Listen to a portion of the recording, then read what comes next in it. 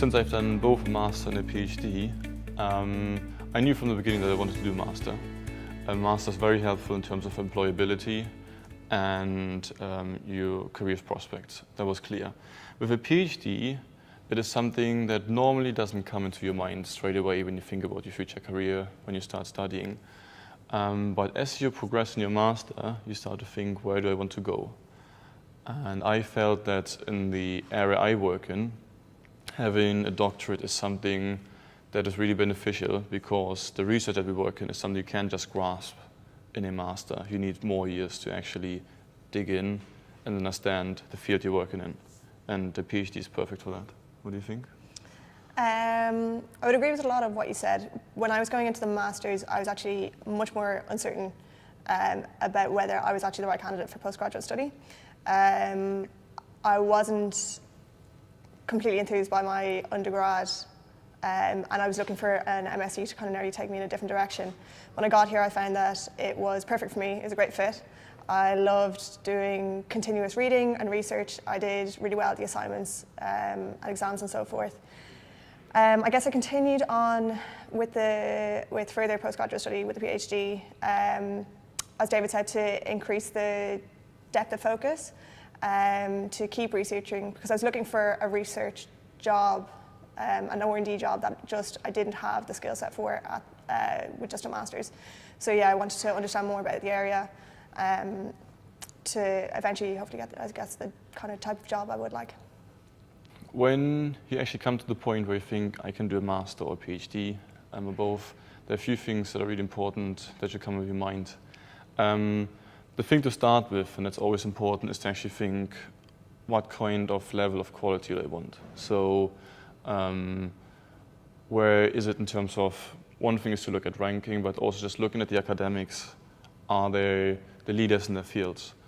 I'm going to look especially in the area I'm interested in. I was interested in engineering, particularly aerospace and aerodynamics. We quickly identify that we've got world-leading researchers, facilities available, particularly in computational fluid dynamics. So that is important.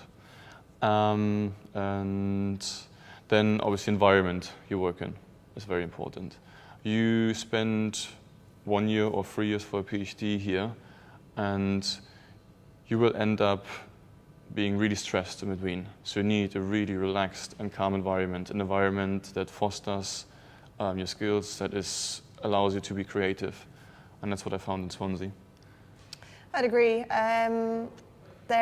For the Masters for me, I guess what made me come here was the nature of the subjects and how it was laid out, and that really appealed to me. And then for the PhD, it was the expertise and the support environment. People talk every day. It's not a lonely atmosphere. You get a lot of support, both from your peers and from lecturers, supervisors. So that was the most important thing. When you study here, one of the most important facilities is just your own little office space. You're going to spend also time on your desk, if it comes to it, and in the lab that you're working in. So these facilities are obviously very important. And you've got the lucky advantage here that you've got a view directly overlooking the beach and the bay. You can barely hit the nail in a better way, really. So that is amazing. Then you're going to lose the library a lot. That's obvious. But the reality is these days, what you need is access to digital resources. So a lot of things you will find, and that you need the research papers that you look at when you research, and that includes, even in your master, you will start doing that. Any kind of information you want to find, you need access to different papers and journals, and that's what Swansea University does provide. And obviously access to a lot of simulation software. And again, that's why we've got a lot of computer labs here, and normally you also got your own computer machine that you can buy at the beginning, and you get the appropriate software you need installed in that. So these are the facilities you spend most of your time in, apart from obviously free time, the bars and pubs, like the beautiful bar you've got here that is right on top at the beach. Yeah, I'd have to say one of the things that's really good here is on both campuses there is a 24-hour librry. It's not something I had back in Dublin. So that's really handy, always having a place to go that you can go and study. Very good point, yeah. Not just the bars. Yeah. And the other, as David said, we've got a lot of access to plenty of journals, software, MATLAB, download free. We've got Microsoft, everything that you could need. It is provided for you. There's a good budget allocated within your scholarship fund, usually for your own. I think they call it like electronic. Just your basically Exactly. computer. So you get a bit of research money set aside for any electronic device you need. So that includes buying your own laptop, buying your iPad that you need, and also going to conferences. And that is a budget that you get aside from your general maintenance budget. So that's really helpful. Yeah. We've talked about funding, which is very important. Another very important thing is to find the right supervisor in combination with your right topic. You spend 3 years of a lifetime, possibly even 4, up to 4 years of a lifetime with that person, and you're going to work with that person on a very regular basis. So it's very important that you find a person where the chemistry is right. At the same time, the person needs to have the expertise, should be a leader in his field, and you'll find that in Swansea you've got all kinds of characters, and that's a real advantage. So for any kind of person that you are, whether you're calm, whether you're very introverted, extroverted, you don't want to talk much or you're talking a lot, you've got any type of character really available. But just a bit of advice, it is really worth it to sit down with a person you would work with in advance. And if it doesn't seem the right person, there will be someone else available that works in a similar field, has got a similar skill set here in Swansea. And then just taking a bit of time to find the right person is very important. Yeah, you won't get a PhD without having sat down with your supervisor and talked to them. And during that opportunity, I would say ask. There's no questions can't be asked, and they won't lie. They won't. It's they've got nothing to gain from getting someone in on the pretense of that they will act one way and then act a different way, and have you drop out. That's no good for them. So they'll be quite honest about it. And you should ask, how hands-on, how hands-off are you? Like, how often do you meet your students a week? Kind of how do you tend to delegate work?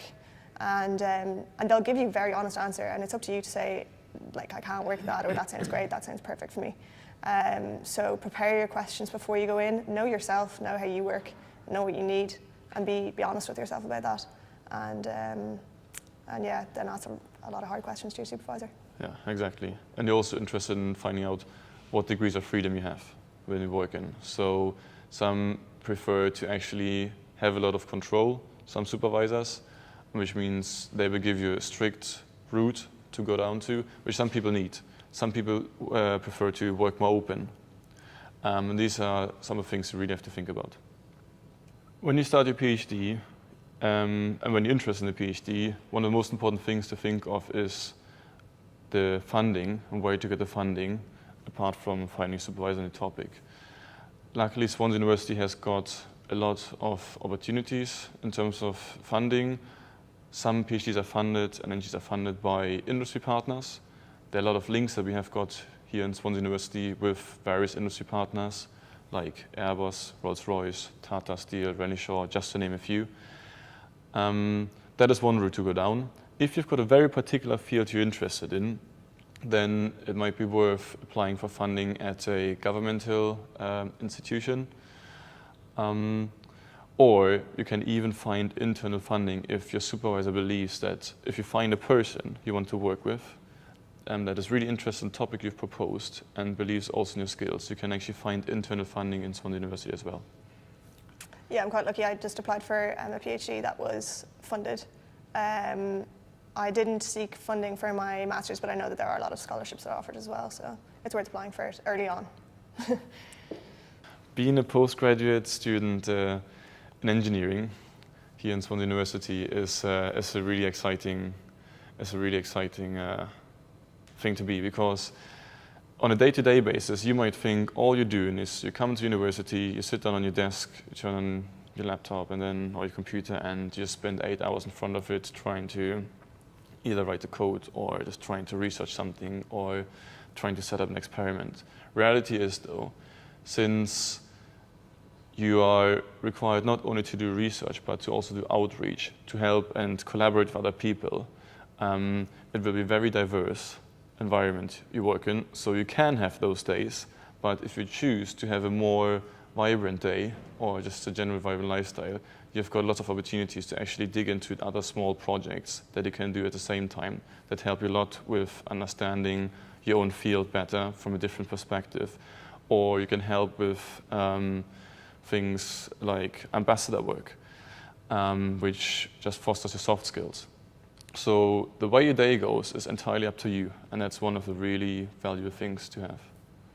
Yeah, I'd say it's enjoyable being a student here, because you can go in, you sit down, you do your work, you sit at your desk, you can lose 8 hours of your life. Yeah. But for the most part, I find that when you come up against problems, there's always people around. You can always troubleshoot ideas of someone. They could be from a different background, they could be from your background, research-wise. And people are very conversational, people are very social, so it is a very social experience as well. And it's very exciting because you're always learning. The thing about a PhD is you've always got to keep learning, keep reading, so it kind of fuels your own curiosity. It can be frustrating, and then it can be very rewarding when you start getting results. Very true.